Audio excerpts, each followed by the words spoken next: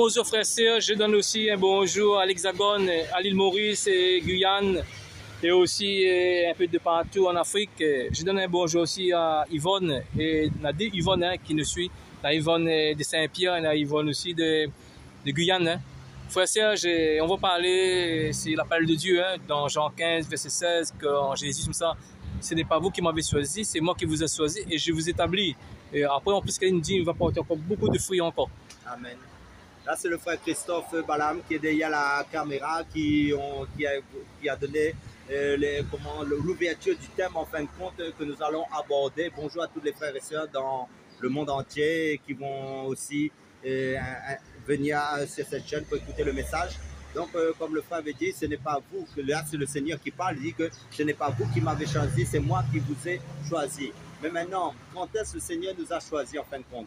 Parce que dans la parole de Dieu, il nous est dit, Dieu nous a prédestinés avant la fondation du monde. C'est pour ça que dans le livre de Jérémie, il nous est dit, par rapport au prophète Jérémie, ceux qui sont vraiment les enfants de Dieu, en fin de compte, pour donner un peu la référence de la parole, en fin de compte, il nous est dit dans Jérémie, en fin de compte, avant que tu sois né, je te connaissais déjà. Ça veut dire que avant que Jérémie soit dans le ventre de sa mère, là, Dieu savait que l'appel qu'il avait mis sur, il avait prédestiné Jérémie. Donc, concernant, pour rebondir pour notre temps de la grâce, parce que nous sommes les enfants de la promesse, nous sommes les enfants de la foi en Christ, parce que, en fin de compte, c'est Dieu lui-même, en Jésus-Christ, qui a choisi ses enfants. C'est pour ça que Jésus dit, je bâtirai mon église et les portes du séjour des morts ne pourront pas contre elle. C'est Jésus qui choisit. Rappelez-vous quand Jésus a choisi les apôtres. Ça veut dire qu'il est parti, c'est lui qui a appelé les apôtres, en fin de compte, qu'il les a choisis. Nous aussi, Dieu nous a, c'est pour exemple,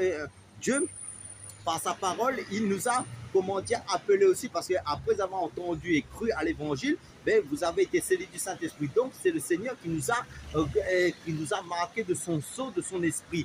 Parce qu'en fin de compte, c'est ça qui fait que notre appartenance à Jésus, et Jésus est notre, comment dire, nous sommes la propriété de Jésus. C'est pour ça que la parole de Dieu, vous êtes la prunelle du Seigneur, enfin les prunelles, ça veut dire les yeux du Seigneur. Imaginez-vous, ça veut dire que vous êtes aimés, c'est pour ça qu'il nous est dit, nous sommes les bien-aimés du Seigneur, et nous sommes bénis de toutes les bénédictions spirituelles, nous sommes héritiers en Christ, et Dieu nous a élus avant la fondation du monde. Dans Éphésiens, nous parle de cela, en fin de compte, Dieu nous a établis. Ça veut dire que c'est pas nous qui avons choisi, c'est Dieu lui-même nous a choisi avant même que nous soyons nés. Frère, parce qu'on voit que dans Jean 6, verset 44, elle dit, personne ne peut venir à moi, à moins que le Père qui m'a envoyé ne l'attire. C'est Dieu qui tire par son esprit, parce que nous, le monde, nous aimons le monde, parce que Dieu donne Philippiens 2, 13, c'est Dieu qui produit en vous le vouloir et le faire selon son plaisir. En fin de compte, qu'il met le vouloir dans notre cœur pour le chercher dans les Écritures, dans la Bible, tout ça. Si on jamais on va suivre Jésus, parce que le monde, nous aimons le monde. Amen. Parce que dans le livre d'Ecclésiaste, il dit, Dieu a mis dans le cœur de l'homme la pensée de l'éternité. C'est pour ça que dans le monde, ceux qui sont vraiment de Dieu, en fin de compte là, ils peuvent aller où ils veulent, en fin de compte, ne seront jamais satisfaits, parce que Dieu a mis cette pensée de l'éternité qui est lui-même dans nos cœurs. En fin de compte, c'est seulement Dieu peut combler le vide dans nos cœurs, que lui-même connaît ses enfants, parce que le Seigneur nous dit dans Timothée aussi, Dieu connaît ceux qui l'appartient en fin de compte. Mais maintenant, la chair ne conçoit pas les choses de Dieu. C'est pour ça, comme tu l'as très bien dit, qu'en fin de compte, ce n'est pas vous qui m'avez choisi, c'est moi qui vous ai choisi, dit Jésus. Mais Jésus est à la fois le Père, il a plusieurs fonctions, comme j'ai déjà dit dans mes vidéos précédentes. Mais maintenant, Jésus dit aussi, nul ne peut venir à moi si le Père ne l'attire. Ça veut dire que c'est Dieu qui nous attire vers son Fils Jésus-Christ. Et c'est, en fin de compte, c'est parce que Jésus-Christ est le seul chemin, la seule vérité que Dieu nous a donnée pour avoir accès au ciel, pour avoir accès à lui. Il faut passer par le chemin qui est Christ, parce que Christ est mort à la croix. Il a porté tous nos péchés, parce que devant Dieu, aucun péché ne peut subsister. Mais seulement, notre vie est cachée en Christ. Donc, comme notre vie est cachée en Jésus-Christ, ça veut dire que Dieu ne voit plus le vieil homme, parce qu'il dit, si quelqu'un est né, si quelqu'un est en Christ, il est une nouvelle créature, les choses anciennes sont passées, voici toutes choses sont devenues nouvelles, et il n'y a plus de condamnation pour ceux qui sont en Jésus-Christ. Continue. Donc, comme il n'y a plus de condamnation en Jésus-Christ, en fin de compte là, mais il fait qu'en fin de compte, Dieu nous a, parce qu'il dit que Jésus a été livré à cause de nos fautes et il est ressuscité à cause de notre justification. C'est ça qu'il faut comprendre. Parce que si tu dis que Jésus nous a choisis, en fin de compte, il va nous accompagner, hein, parce que même Hébreux 13, 8, Jésus-Christ est le même hier, aujourd'hui, éternellement. Oui. Quand tu regardes Psaume 121, verset 8, l'Éternel gardera à ton départ et ton arrivée. Amen. Psaume 4, verset 8, je me couche et je me dors en paix, car seul l'Éternel me donne la sécurité dans ma demeure. Avec Dieu, nous avons la sécurité avec Christ. Hein. Parce que le Seigneur nous dit aussi dans sa parole que dans Matthieu 28, il dit comment je suis avec vous tous les jours de votre vie jusqu'à la fin du monde. Ça veut dire quand la fin du monde va arriver, c'est quand l'âge du péché va s'arrêter. Ça veut dire que depuis Adam a péché jusqu'à le retour de Jésus qui sera visible. Je ne parle pas de l'enlèvement de l'Église. Je parle quand Jésus va poser les pieds sur le mont des Oliviers, va revenir visiblement avec l'Église pour instaurer son règne de 1000 ans, le millénium sur la terre. Là, le règne du péché sera plus le règne du péché. Ça veut dire qu'il y aura le règne de paix pendant 1000 ans. Et je continue aussi parce que dans Jean 15, verset 7, et dans ces chapitres narratifs, il nous dit ce verset, et il dit comme ça, tout ce que vous demandez, il va nous donner. Hein. Amen. Donc, parce que Jésus a dit comme ça, priez le Père. Mais je refais le verset, si vous demeurez en moi et que mes paroles demeurent en vous, vous demanderez ce que vous voudrez et cela vous sera accordé. Hein. Amen. Mais il y a une condition, il faut que notre vie est droite. Hein. Amen, amen. Parce qu'en fin de compte, le Seigneur nous dit, si vous demeurez dans mes paroles, ça veut dire quoi? Demeurer dans la parole, c'est de vivre cette parole aussi. Ça veut dire, imaginez-vous, quand vous avez la parole de Dieu en vous et que vous vivez cette parole-là, votre cœur sera comblé de son amour, de sa paix, des fruits de l'esprit. Vous n'allez plus demander comme auparavant, vous demandez dans la chair. Parce que pourquoi? Parce que vous avez le meilleur. Le meilleur, c'est quoi? C'est d'être rempli de Dieu. Quand vous êtes rempli de Dieu, vous aurez la paix en vous. C'est pour ça qu'il dit, prenez mon joug sur vous, car pour le repos de vos âmes. Et en fin de compte, son joug est léger, mais son fardeau, en fin de compte, est léger, tout ça là. Pourquoi? Parce que c'est la parole. Mais quand la parole de Dieu est en toi et que cette parole est vie en toi, tu la vis par l'Esprit de Dieu, ça veut dire que tu seras inondé de son amour, tu seras inondé de son onction. Donc, tu ne vas plus demander selon comme les personnes le demandent. Ça veut dire que tu seras satisfait parce que la présence de Dieu vaut plus que toute chose en fin de compte. Je refais le verset, Jean 15, verset 7. Si vous demeurez en moi et que mes paroles demeurent en vous, vous demanderez ce que vous voudrez, cela vous sera accordé. Après, il fait Jean 5, 1 Jean 5, verset 14. Si nous demandons quelque chose conformément à sa volonté, il nous écoute. Amen. Jean 9, verset 31. Nous savons que Dieu n'exauce pas le péché, mais qu'en revanche, si quelqu'un le nom, si quelqu'un pêche, Dieu n'exaucera pas. Hein? Oui, parce que Dieu honore celui qui l'honore. Ça veut dire quoi? Si tu es dans la sanctification, si tu es dans la volonté parfaite de Dieu, tu fais sa volonté, en fin de compte, là, je vous dis, vous n'avez même pas besoin de demander parce que le Seigneur connaît d'avance vos besoins. Il va planifier toutes ces choses devant vous et vous serez tellement comblé que vous allez, si vous cherchez un travail, je d'exemple, vous aurez beaucoup de propositions, vous allez être débordé. En fin de compte, votre vie sera une vie qui, en fin de compte, pour déterminer une vie chrétienne fructifiante, c'est facile.